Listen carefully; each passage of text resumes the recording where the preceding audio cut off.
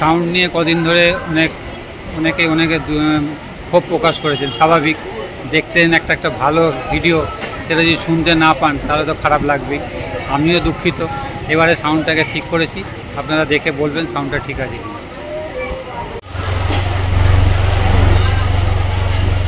এইখান থেকে আজকে সাউন্ডের সমস্ত কিছু হয়েছে। দাদারা প্রচুর হেল্প করেছেন, এই দাদা সবাই প্রচুর হেল্প করেছেন। আর আপনারা দেখে বলবেন যে সাউন্ডটা কীরকম, ভালো হবে। আর এরপরে আবার যখন আসবো আবার দাদাদের সঙ্গে দেখা হবে। ধন্যবাদ দাদা। আজ অশোকনগরে ভাবপ্রচার পরিষদের রামকৃষ্ণ সারদা সংঘ বলে যে সংঘ আছে, তার আজকে অনুষ্ঠান আছে। সেই অনুষ্ঠানে ভক্ত সম্মেলন একটু পরেই শুরু হবে, যেখানে ভক্তদের উদ্দেশ্যে বলবেন স্বামী বলভদ্রানন্দজি মহারাজ।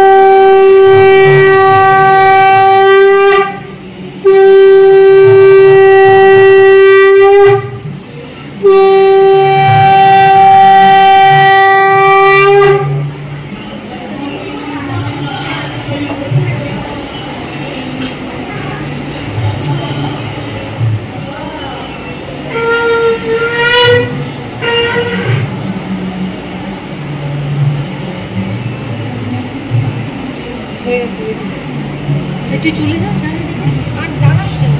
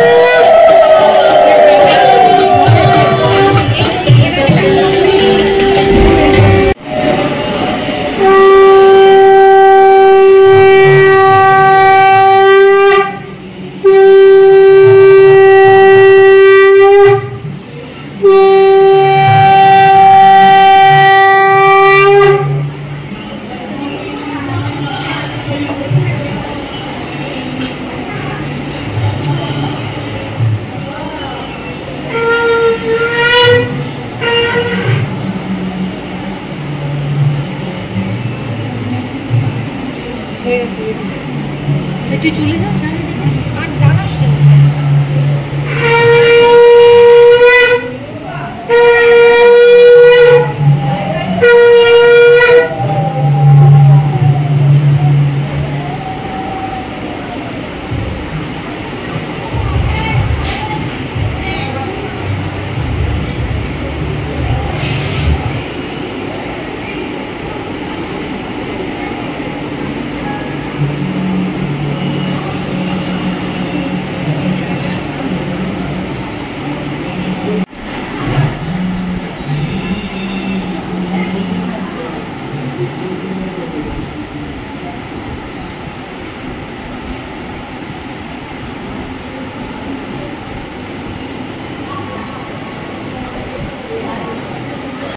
অশোকনগর শ্রী সারদা রামকৃষ্ণ সংঘ সারাদিন ব্যাপী ঠাকুর মা স্বামীজির ভাবতরঙ্গে ভাষার যে অনুষ্ঠানের আয়োজন করেছে, এখন আমরা তার দ্বিতীয়ার্ধে উপনীত হয়েছি।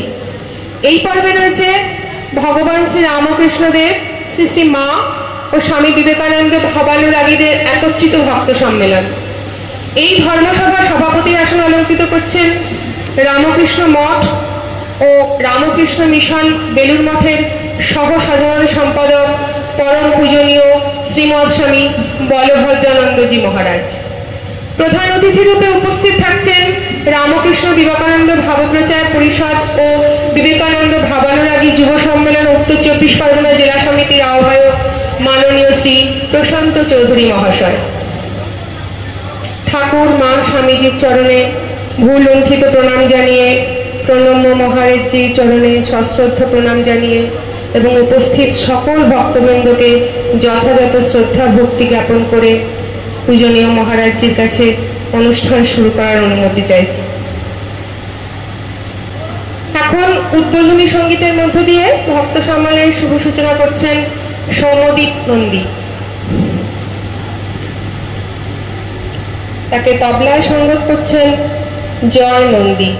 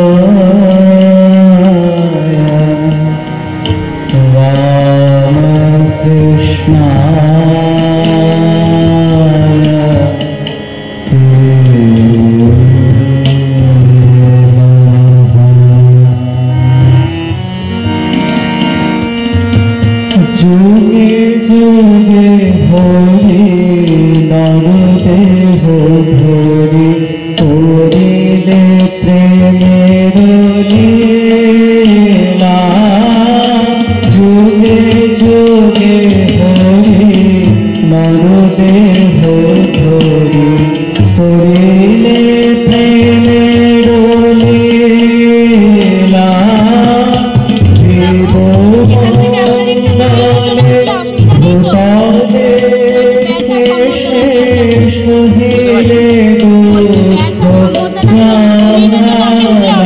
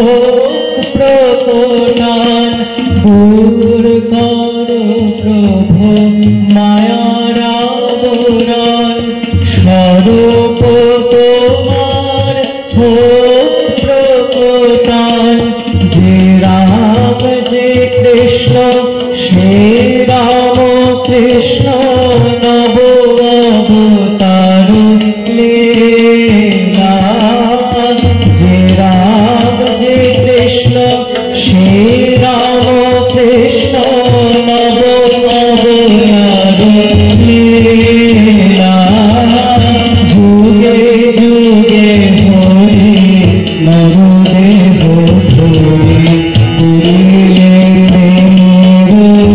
লীলা যুগে যুগে হরি নরদেহ ধরি করিলে লীলা।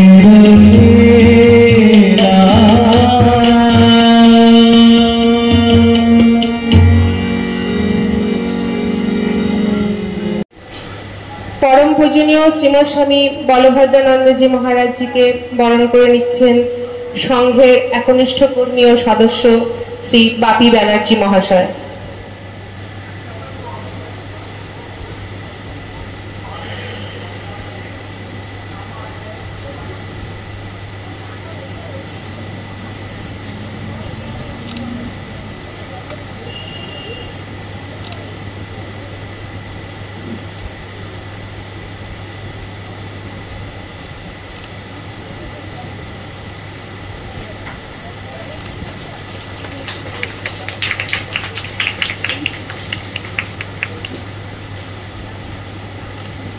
এবার মহারাজজিকে বিশেষভাবে বরণ করবে অশোকনগর প্রার্থনা গৃহের সদস্যবৃন্দ।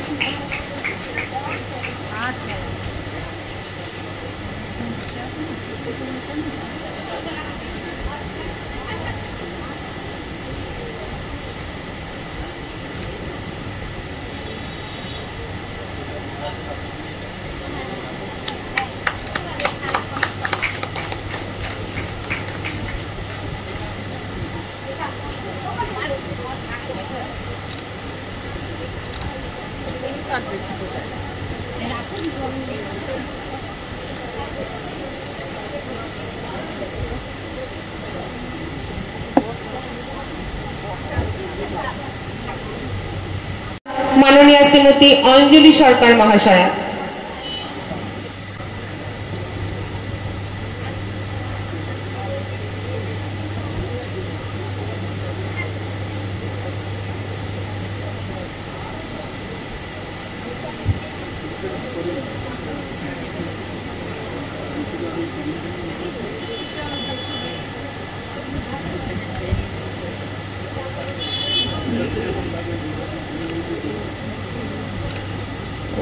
সঙ্গীত পরিবেশন করলেন সৌম্যদীপ নন্দী এবং তবলায় সংগত করলেন জয় নন্দী। একটু মঞ্চে আসবে।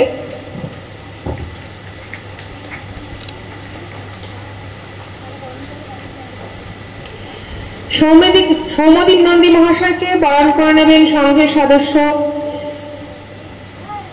দেবিকা চৌধুরী মহাশয়া।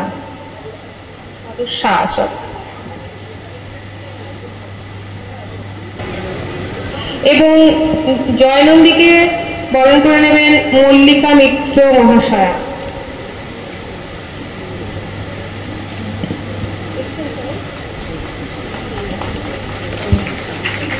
এবং আমাদের দু বেলা ধরে যে প্রোগ্রামটা চলছে সেটা সম্পূর্ণ ইউটিউবে রেকর্ড করে ছাড়া হবে, সেই জন্য আমাদের এই পুরো অনুষ্ঠানটিকে রেকর্ডিং করছেন মাননীয় রামপ্রসাদ গাঙ্গুলি মহাশয়। ওনাকেও আমরা বরণ করে নেব। আসুন মঞ্চে আসুন।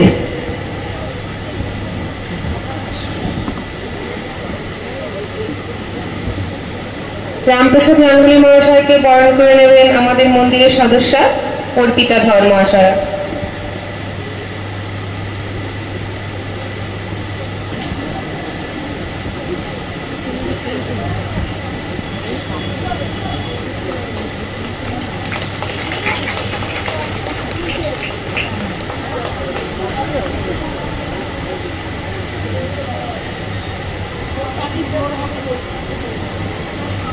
এবার স্বাগত ভাষণ প্রদান করবেন সংঘের সম্পাদিকা মাননীয়া শ্রীমতী সুমিতা মিত্র মহাশয়া।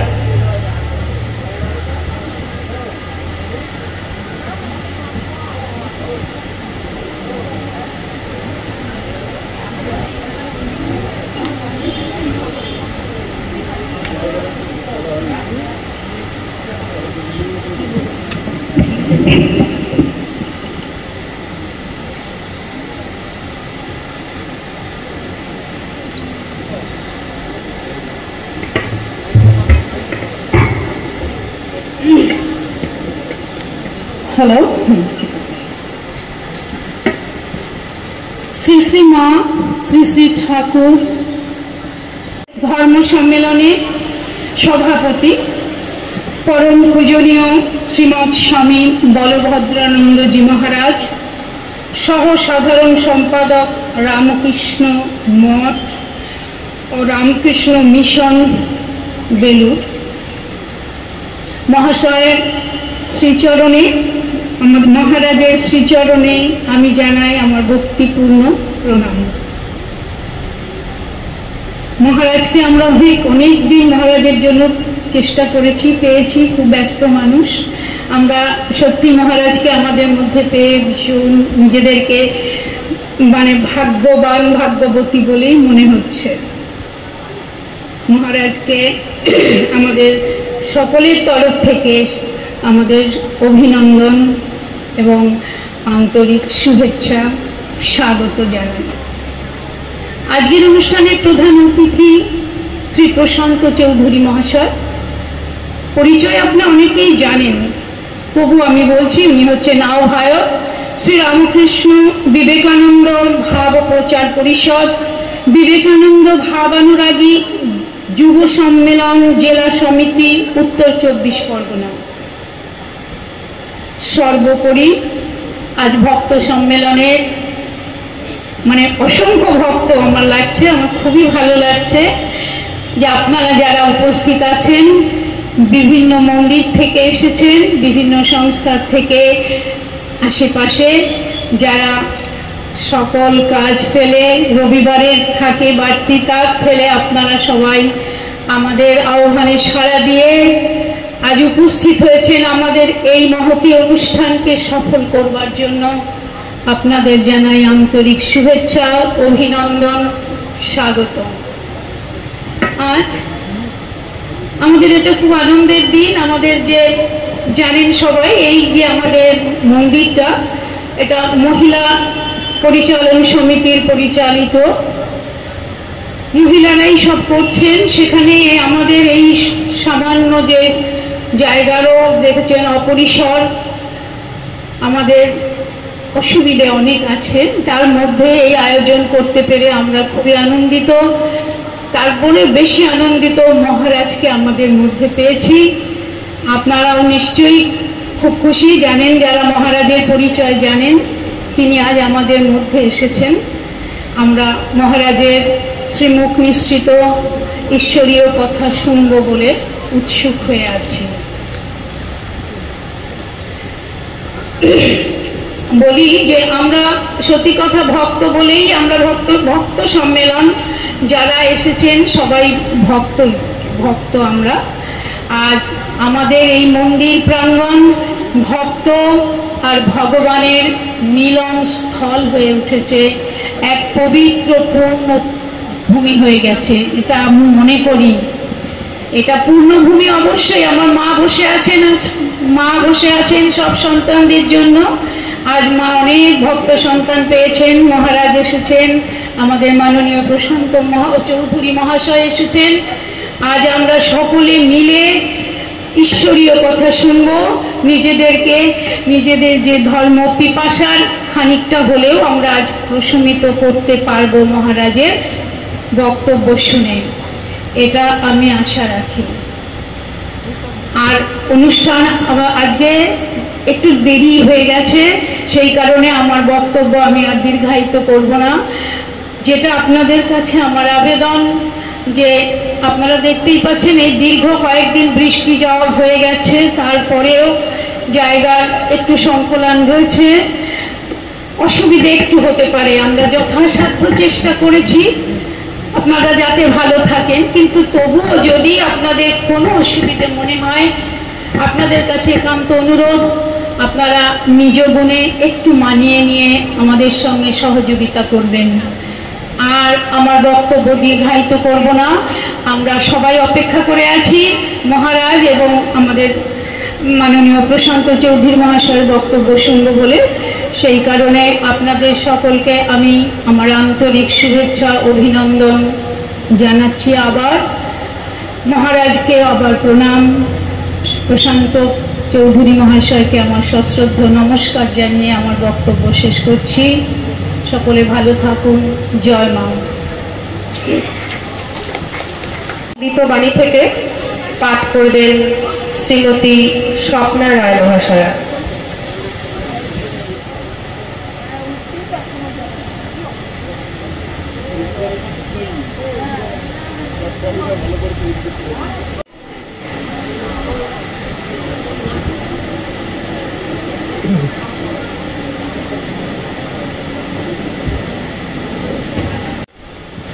শ্রী শ্রী ঠাকুর, শ্রী শ্রী মা এবং স্বামীজিকে আমার শতকোটি প্রণাম নিবেদন করি।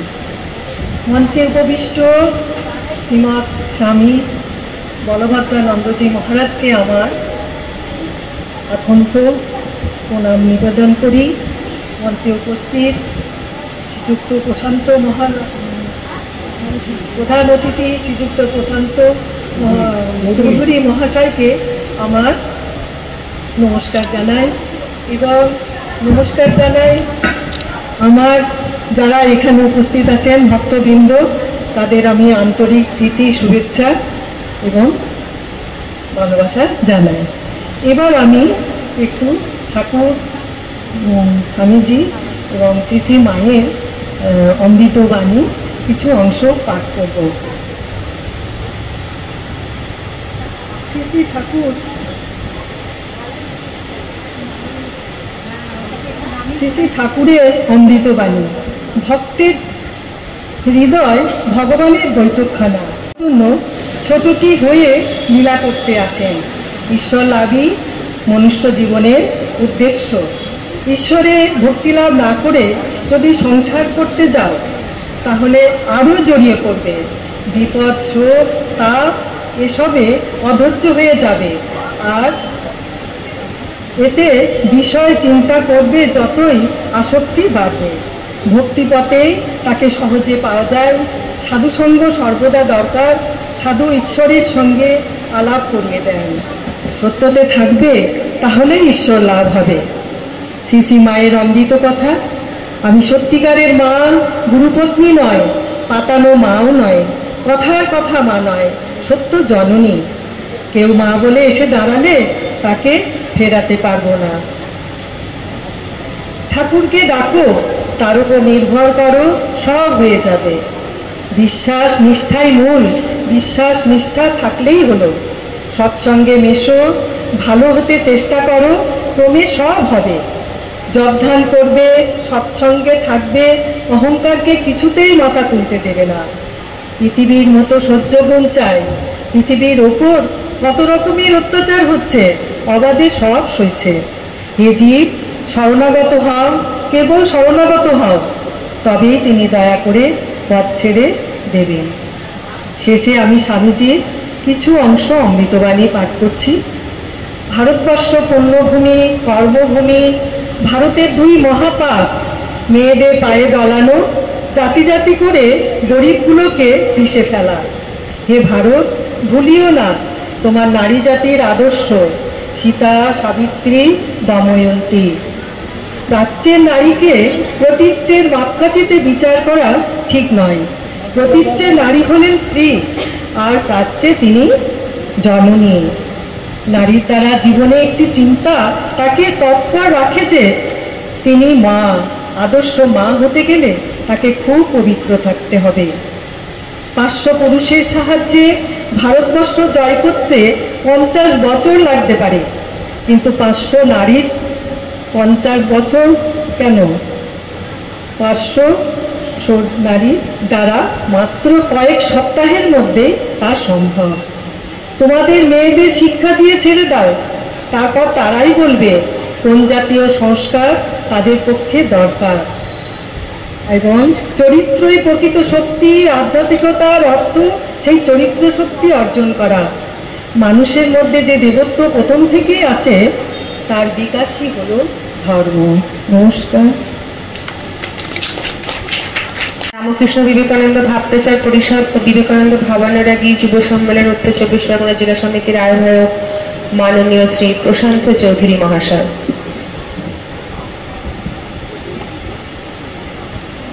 শারদা দেবী রামকৃষ্ণ জগদ্গুরু পাদ পদ্মে তয়ো সিদ্ধবৎ প্রণমামি মুহুর্মুহ। পরম করুণাময়ী শ্রী শ্রী ঠাকুর, পরম করুণাময়ী শ্রী শ্রী মা ও করুণা সাগর স্বামীজির শ্রী চরণে আমার সাষ্টাঙ্গ প্রণাম নিবেদন করি। মঞ্চে উপবিষ্ট আজকের এই ভক্ত সম্মেলনের সভাপতি তথা প্রধান বক্তা পরম পূজনীয় শ্রীমৎ স্বামী বলভদ্রানন্দজি মহারাজের শ্রী চরণে আমার সাষ্টাঙ্গ প্রণাম। সম্মুখী ভক্তমণ্ডলী বসে আছেন, দিব্যত্রয়ীকে স্মরণ মনন করবার জন্য এই ভক্ত সমাবেশে সমবেত ভক্তমণ্ডলীর প্রতি আমার অন্তরের অন্তঃস্থল থেকে গভীর শ্রদ্ধা ও নমস্কার নিবেদন করি। সারাদিন ব্যাপী যে যুব সম্মেলন আর বর্তমানে যে ভক্ত সম্মেলন অনুষ্ঠিত হচ্ছে আয়োজক আশ্রমের দ্বারা, এই আশ্রমের প্রতিজন সদস্য তথা সদস্যের প্রতি আমার কৃতজ্ঞতা জ্ঞাপন করি। প্রবীণ সন্ন্যাসীদের সাথে সুবক্তাদের সাথে আমার মতো একজন নরাধমকে সকাল থেকে 2 বার এই মঞ্চে আহ্বান করেছেন, তাই দিব্যত্রয়ীকে আমিও স্মরণ করার একটি সুযোগ পেলাম। তার জন্য এই পরিচালন সমিতির প্রতি কৃতজ্ঞতা জ্ঞাপন করি। ঠাকুর মা স্বামীজি এই আশ্রমে দীর্ঘদিন ধরে বিরাজ করছেন। এই অঞ্চলের একটি পুরানো এই আশ্রম দীর্ঘদিন ধরে আমাদের রামকৃষ্ণ বিবেকানন্দ ভাবপ্রচার পরিষদের সাথে রয়েছে। এই আশ্রমে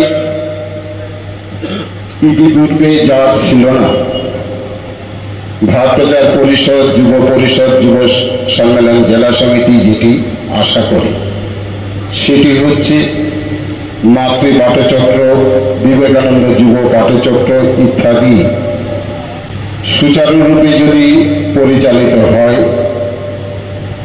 তাহলে আশ্রমটি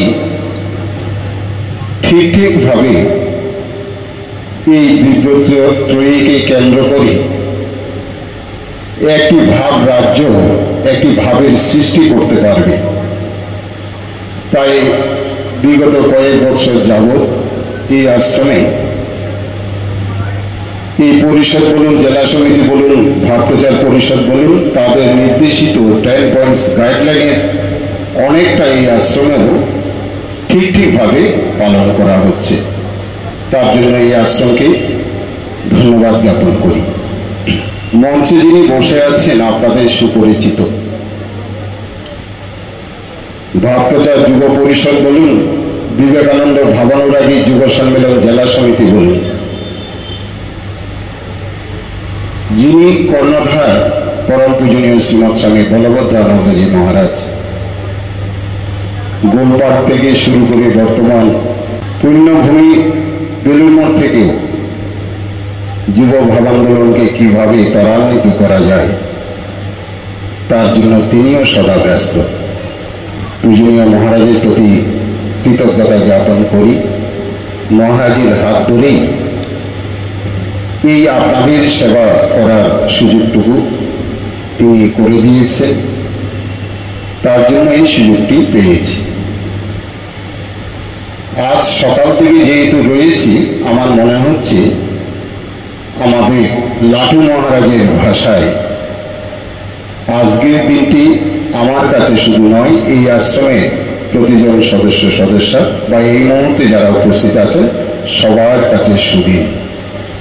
কারণ লাটু মহারাজ এবং ঠাকুর, আমাদের প্রাণের ঠাকুর শ্রী রামকৃষ্ণ পরমহংসদেবের মধ্যে একদিন কথোপকথন হচ্ছিল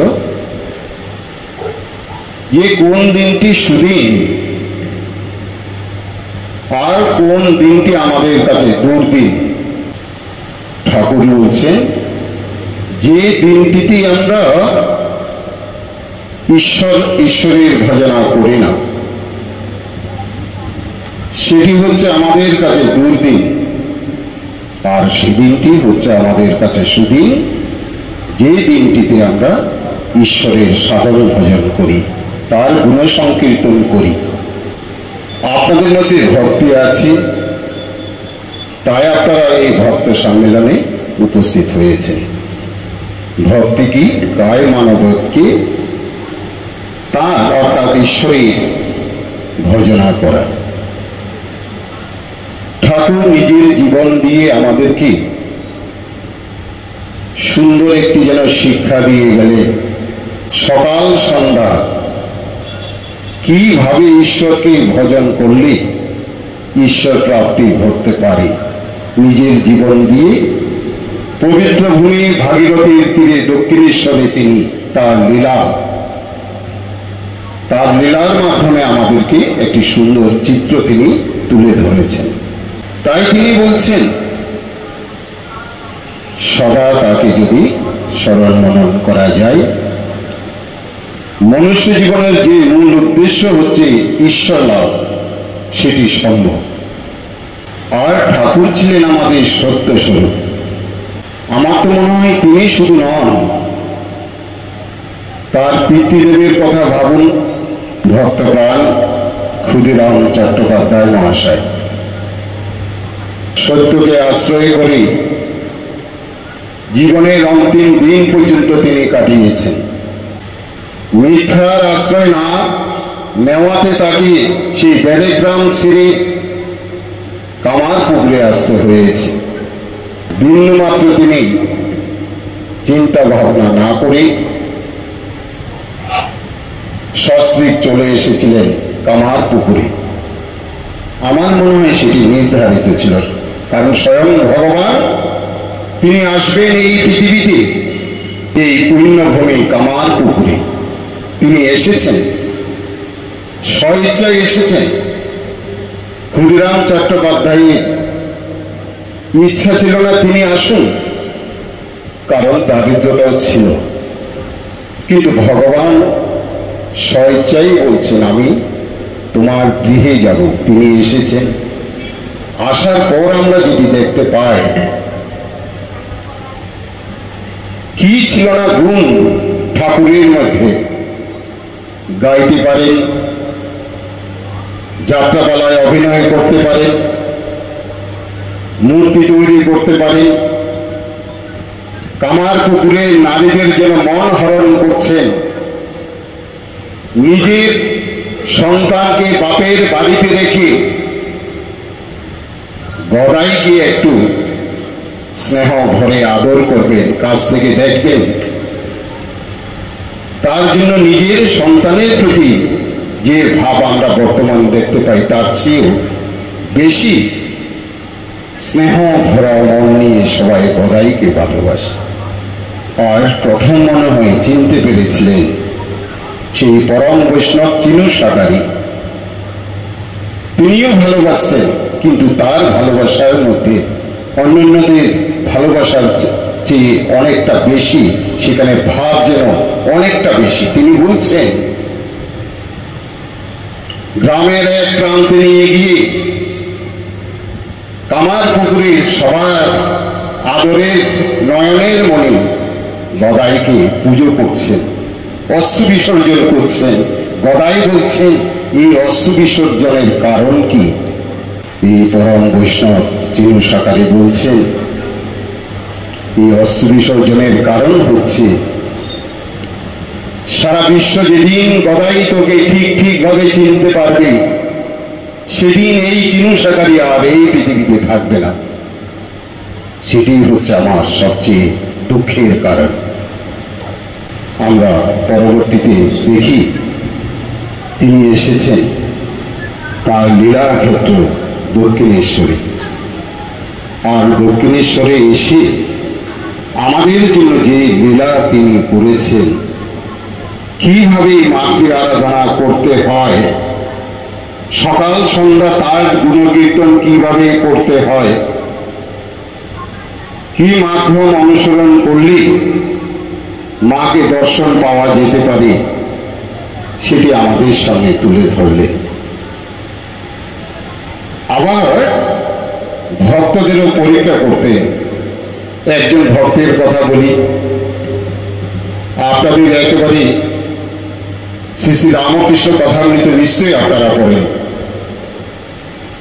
সম্ভবত মহাপুরুষ মহারাজ বলেছিলেন, আমার ভুল হলে পরবর্তীতে পূজনীয় মহারাজ বলবে, যদি কোনো ভক্ত 12 বৎসর যদি শ্রী শ্রী রামকৃষ্ণ কথামৃত ভক্তি সহকারে শ্রদ্ধার সহিত ঠিকভাবে যদি পাঠ করে, তার ব্রহ্মজ্ঞান হতে পারে। তাই আপনারাও নিশ্চয়ই সেই শ্রী শ্রী রামকৃষ্ণ কথামৃত পাঠ করে থাকেন। সেখানে সেই ভক্তের উল্লেখ রয়েছে, যিনি পূর্ণগড়বাসী ছিলেন, মনমোহন মিত্র মহাশয়। তিনিও একদিন এসেছেন দক্ষিণেশ্বরে ঠাকুরকে দর্শন করবেন বলে। ছোট্ট ঘর, অসাধারণ আলোচনা হয়, কে আসেনি সেই ছোট্ট ঘরটিতে। আর এখানে দেখুন কত সুন্দর চেয়ার টেবিল রয়েছে, আর সেখানে তক্তপোষ, একটি খাট রয়েছে ছোট্ট। সেখানে সদা ঈশ্বরীয় গুণকীর্তন হচ্ছে। আর মনমোহন মিত্র মহাশয় এসেছে। ঠাকুর এতক্ষণ ধরে সাবলীল ভাবে ছিলেন, হঠাৎ মনমোহন মিত্র মহাশয়কে দেখে ওই ঝুলানো পা দুটিকে গুটিয়ে নিলেন। ভক্তের মতো যদি ভক্ত হয়, আমরা হলে হয়তো কি করতাম, পা যখন গুটিয়ে নিয়েছেন ঠাকুর, সেভাবেই থাক, দূর থেকে প্রণাম করে চলে যায়।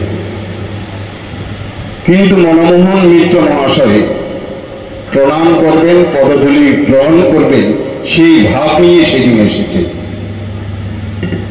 যেই ঠাকুর পা গুটিয়ে নিয়েছেন, সাথে সাথে মনমোহন মিত্র মহাশয় বলছেন, কি মহাশয় ভাবছেনটা কি, আমাকে দেখে যে পা গুটিয়ে নিলেন, পা বের করুন, না হলে কোন নগর গিয়ে কাটারে নিয়ে আসবো, পা দুটি কেটে কোন নগরে নিয়ে যাবো, আর সবাই এই দক্ষিণেশ্বরে না এসে কোন নগরে গিয়ে তোমাকে প্রণাম করবে। অন্তর্যামী ঠাকুর বুঝতে পেরেছে, এ আমার যেন ডাকাত ভক্ত। পা দুটি বের করে দিলেন, আর মনমোহন মিত্র মহাশয় শ্রদ্ধা সহকারে ঠাকুরের কি প্রণাম করলেন এবং পদধূলি গ্রহণ করলেন। দেখুন, নবগোপাল ঘোষ মহাশয়ের নাম শুনেছে। তার স্ত্রী ভক্তিমতী নিস্তারিণী দেবী আসতেন ঠাকুরের সান্নিধ্য লাভ করতেন।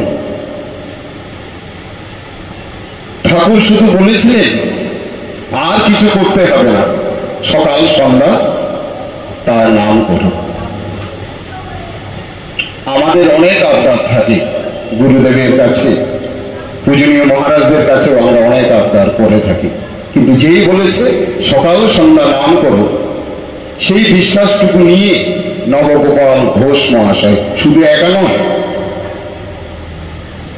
আমাদের পরিবারগুলিতে অনেক সময় সস্ত্রীক গুরুদেব প্রণামে যেতে পারে না, কারণ কেউ যেতে চাই আবার কেউ যেতে চায় না।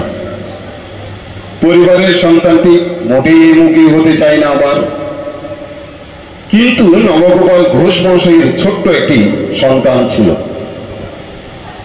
সেও কিন্তু মা বাবার এই ভক্তি দেখে, এটি হচ্ছে আমাদের কাছে সবচেয়ে শিক্ষার বিষয়, মা বাবার ভক্তি দেখে এই ছোট্ট সন্তানটিও ঠাকুর দর্শনে যেতে এবং সাথে সাথে এই ঈশ্বরের যে নাম গুণের সংকীর্তন সদা হতো, কারণ শাস্ত্র বলছে ঈশ্বরের নামে স্বয়ং ঈশ্বর নেমে আসেন। তাই ছোট্ট সন্তানটিও মৃদঙ্গ বাজাতেন এত সুন্দর যে মৃদঙ্গের বলে শ্রীরামকৃষ্ণ নাম শোনা যেত। শোনা যায় পরবর্তীকালে এই সন্তানটির নাম হয়েছিল স্বামী অম্বিকানন্দ। ভক্তের পরিবারে ভক্ত সন্তান, তার ভূমিকা, আর পরবর্তীতে আমরা দেখতে পাই সেও সন্ন্যাসী হয়েছে। যদি শরণাগতি থাকে তাহলে ঈশ্বরের পথে আমরা এগিয়ে যেতে পারি। আমি ছোট্ট একটি ঘটনা বলি। স্থান হচ্ছে জয়রামবাটি। এক নববধূ তার শ্বশুর বাড়িতে এসেছেন অনেক আশা নিয়ে, কিন্তু কিছুদিন যাওয়ার পর শাশুড়ি মহাশয়ার অত্যাচারিত হয়ে সেই বাড়িতে থাকার মতো পরিস্থিতি যখন নেই, তখন সে সিদ্ধান্ত নিয়েছে আত্মহত্যা করবে। সুযোগ খুঁজে পাচ্ছিলেন না। একদিন সুযোগ পেয়েছেন, শাশুড়ি মহাশয়া বাড়িতে নেই। সেই বিয়ের দিনে বাপের বাড়ি থেকে যে সোনা গয়নাটুকু দিয়েছিলেন, সেই সোনা গয়না পরে সুন্দর একখানা শাড়ি পরে তিনি বেরিয়ে পড়েছেন আত্মহত্যা করবেন। জঙ্গলের পথ দিয়ে যাচ্ছেন। কিছু দূর যাওয়ার পরে এক বৃক্ষের তলায় দাঁড়িয়ে পড়লেন, আর হাঁটতে পারছেন না।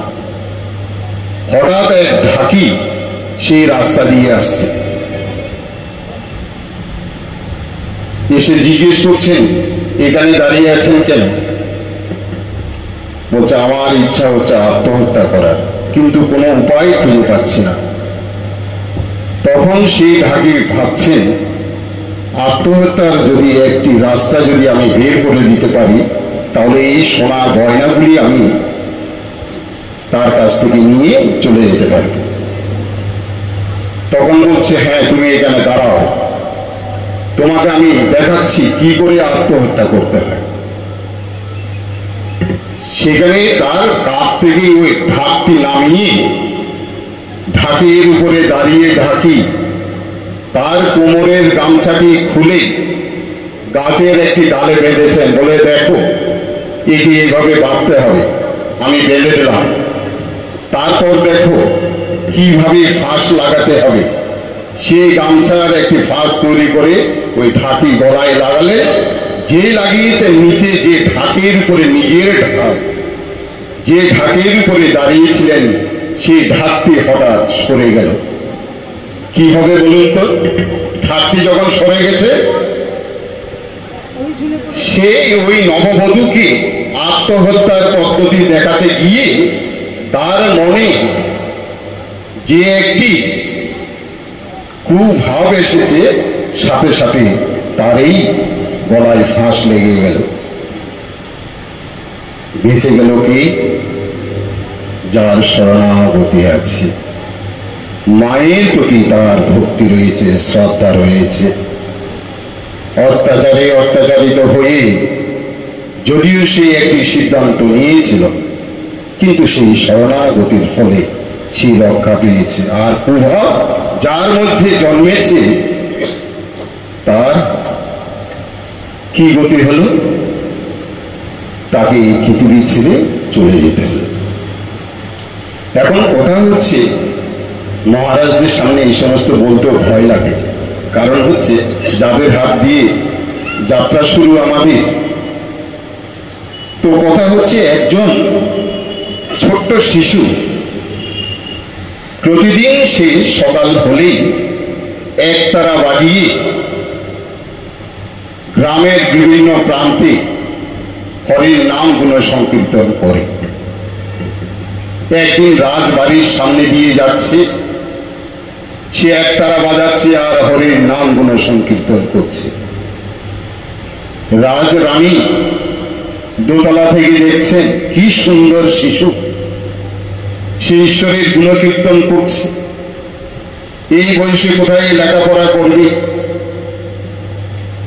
আর সেই জায়গায় সকাল হলেই ভিক্ষার একটি পাত্র নিয়ে কেমন তোর মা এবং বাবা তাকে বের করে দেয় বাড়ি থেকে। মনে মনে ভাবে, এইরকম মা বাবা এই পৃথিবীতে এখনো আছে। দ্বিতীয় দিন যখন সে যাচ্ছে, ছেলেটি রানীমা সুযোগ বুঝে তাকে দাঁড়াতে বলেছে। দাঁড়ানোর সাথে সাথে তাকে জড়িয়ে ধরে বলছে, বাবা তুমি কি প্রতিদিন এই সকাল সকাল বেরিয়ে পড়ো? বলছে, হ্যাঁ, গতকাল আমি এসেছি এই রাস্তা দিয়ে, আজও এলাম, কাল হয়তো অন্য রাস্তা ধরে চলে যাব, কিন্তু আমি সকাল সকাল বাড়ি থেকে বেরিয়ে আসি। বলছে, কেন? তুমি তো পড়াশোনা করতে পারো। বলছে, হ্যাঁ আমি জানি পড়াশোনা করতে পারি, কিন্তু ঈশ্বর লাভ হবে না এতে। শুধু পড়াশোনা জেনে ঈশ্বর লাভ হতে পারে না। বলছে, তোমার উদ্দেশ্য কি? বলে, আমার উদ্দেশ্য হচ্ছে সকাল সকাল বেরিয়ে পড়ে তার গুণকীর্তন করা। বলে, এই যে একটি ভিক্ষার পাত্র তোমার হাতে মনে হচ্ছে। বলছে, আপনি দেখতে পাচ্ছেন রানীমা, এটি ভিক্ষার পাত্র। এটি ভিক্ষার পাত্র নয়। কেউ যখন কিছু এই পাত্রে দেই, সেখান থেকে যেই সামান্যতম অর্থ এখান থেকে উঠে আসে, সেটি থেকে ওই যাওয়ার সময় ভগবানের জন্য আমি কিছু সামগ্রী ক্রয় করে নিয়ে যাই, আর ভগবানকে আমি ভোগ নিবেদন করি। তাই বলি, রানীমা, আমাদের সবার সকাল সকাল বেরিয়ে পড়া উচিত, তবেই আমাদের ঈশ্বর লাভ সম্ভব। আমার মনে হয় আপনারা এখানে যারা বসে আছে সবাই ঠাকুরের ভক্ত, মায়ের ভক্ত, স্বামীজির ভক্ত। বর্তমান যে অবস্থায় আমরা সবাই রয়েছি, আমার মনে হয় আর দেরি না করে এই মুহূর্তে বেরিয়ে যাওয়া ভালো। বাড়ি থেকে বেরিয়ে যাওয়ার কথা বলা হচ্ছে না, যে কুয়ো বলুন গণ্ডির মধ্যে রয়েছি সেখান থেকে বেরিয়ে পড়া। তবেই গিয়ে হয়তো ওই ঠাকুর যে বলছে আমাদের জীবনের মূল উদ্দেশ্য হচ্ছে ঈশ্বর লাভ। তবে মনটিকে যদি আমরা স্থির করতে পারি তবেই সম্ভব। আমার গুরুদেব, আপনারা এখানে অনেকেই আছেন, পরম পূজ্যপাদ শ্রীমৎ স্বামী ভূতেশানন্দজি মহারাজ খুব সুন্দর একটি কথা বলতেন, চঞ্চল মনকে ও স্থির করা যায়, স্থির রাখা যায়। একজন শিষ্য বলেছিলেন, মহারাজ আপনি কি আপনার মনকে নিয়ন্ত্রণ করতে পেরেছেন? বলছে, হ্যাঁ রে, আমি আমার মনকে নিয়ন্ত্রণ করতে পেরেছি। বলছে, আপনি কি করে বুঝতে পারলেন আপনার মনকে আপনি নিয়ন্ত্রণ করতে পেরেছেন? বলছে, একদিন জানিস, আমারও পরীক্ষা করার ইচ্ছা হয়েছিল আমার মনকে।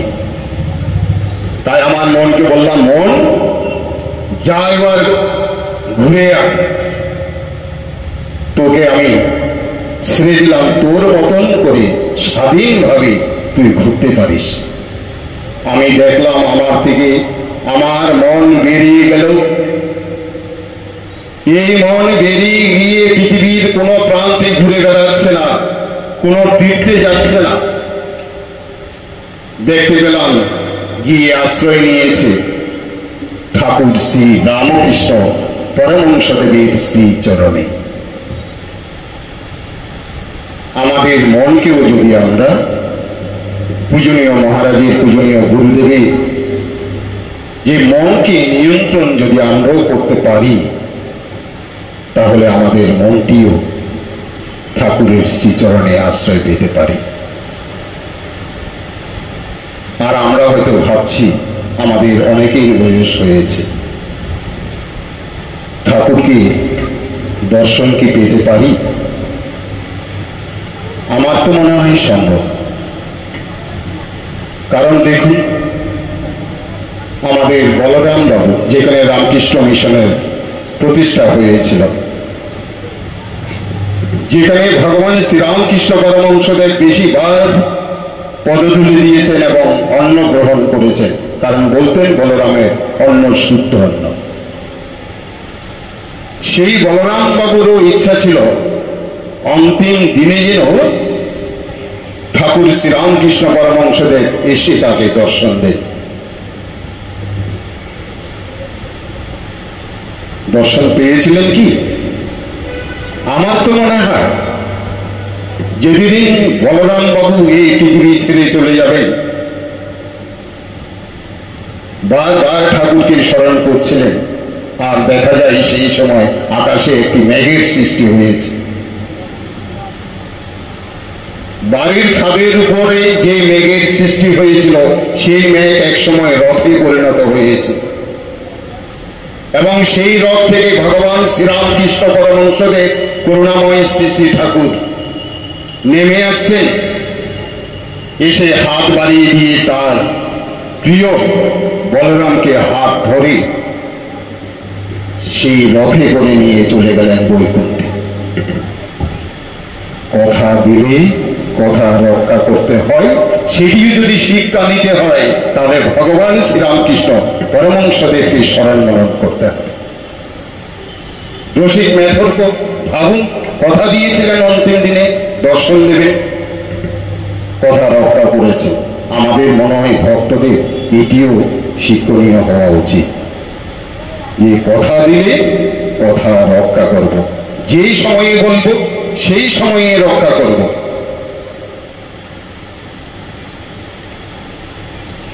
তাহলে দেখবেন আমাদের বিবেক জাগ্রত হবে। আর এই সত্যকে যদি আমরা আশ্রয় নিয়ে থাকি, সত্য স্বরূপ শ্রীরামকৃষ্ণ পরমহংসদেবের আশীর্বাদ আমরা পাবো। আমি বেশি সময় নেব না, আমি ছোট্ট একটি ঘটনা বলে বিদায় নিই, কারণ পূজনীয় মহারাজের সময় তাহলে অনেকটা কমে আসবে। কিছুদিন আগে কলকাতা হাইকোর্টে একটি মামলা উঠে, সেই মামলার সাক্ষী পাওয়া যাচ্ছিল না। ঠাকুরের পিতৃদেবকে যেমন সাক্ষী দেওয়ার জন্য ধরা হয়েছিল, সেরকম শহরাঞ্চলে কোনো সাক্ষী না পেয়ে উকিল তখন ওই গ্রামের এক ভদ্রলোককে ধরেছে। গরিব মানুষ, তাকে বলছেন এই মামলায় একজন সাক্ষী প্রয়োজন, তুমি কি সাক্ষী দেবে? 500 টাকা পাবে। গ্রামের মানুষ সহজ সরল বলছে, হ্যাঁ 500 টাকা দিলে আমি সাক্ষী দেবো, তবে কি কি বলতে হবে? তাকে 3টি বলার কি কি বলতে হবে সেটি শিখিয়ে দেওয়া হয়েছে। বলছে ঠিক আছে। এখন যেদিন মামলা উঠেছে সেখানে সেই সাক্ষী গ্রাম থেকে এসেছে। আসার পর সেই উকিল জিজ্ঞেস করছে, প্রথম প্রশ্ন জিজ্ঞেস করেছে, উত্তর দিয়েছে। দ্বিতীয় প্রশ্ন জিজ্ঞেস করেছে, উত্তর দিয়েছে। তৃতীয় প্রশ্নেরও যথাযথভাবে উত্তর দিয়েছে। চতুর্থ প্রশ্ন যখন করেছে তখন ওই সাক্ষী বলছে, মহাশয় শুনুন, 500 টাকা দিয়ে 3টি প্রশ্নের উত্তর শিখিয়ে দিয়ে এসেছেন গ্রামে গিয়ে। 3টি প্রশ্নের উত্তর শেখানো, প্রশ্নের উত্তর যথাযথ দিয়েছি। চতুর্থ প্রশ্ন আবার করলেন কেন? আমার আর কিছু জানা নেই। যা কিছু বলি ওই পূজনীয় মহারাজদের সান্নিধ্য পেয়ে পেয়ে পাশে পাশে মাঝে মাঝে মঞ্চে যাই, মহারাজদের কাছ থেকে যেটুকু সামান্য শিখে থাকি বা শুনে থাকি সেটুকুই শুধু আপনাদের সামনে নিবেদন করি। তার চেয়ে বেশি দেওয়ার মতো ওই সাক্ষীর মতো আমারও কিন্তু ক্ষমতা নেই। পূজনীয় মহারাজের প্রতি গভীর শ্রদ্ধা নিবেদন করে আপনাদের প্রতিও পুনরায় নমস্কার নিবেদন করে ঠাকুরমা স্বামীজির শুভাশীর্বাদ কামনা করে আপনাদের উপরে যেন সমভাবে ঠাকুরমা স্বামীজির শুভাশীর্বাদ বর্ষিত হয় এই কামনা করে আমার বক্তব্য এখানে শেষ করলাম। জয় ঠাকুর, জয় মা, জয় স্বামীজি।